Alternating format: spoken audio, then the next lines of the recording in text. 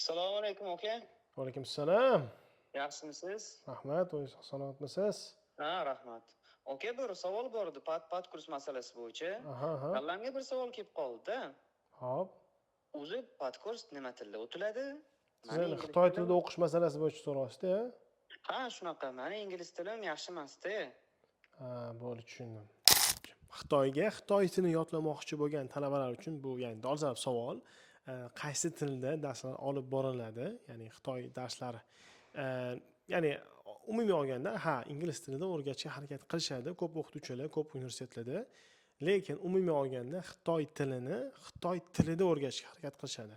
Bu juda ham effektivniy ya'ni yo'l. Bu nima degani? Misol uchun siz o'zbek tilini yodlayotganingizda, sizni o'zbek tilida soddalashtirilgan variantida sizga dars o'tadi. Ular ham shu tariqa sizga tilni o'rgatishga, ya'ni bel bog'lab harakat qilishadi. Lekin bu degani umuman ingliz tilini bilmasdan kirishni tavsiya qilmayman. Sal sodda bo'lsa ham o'rganib kelinglar. Juda manfaatli bo'ladi.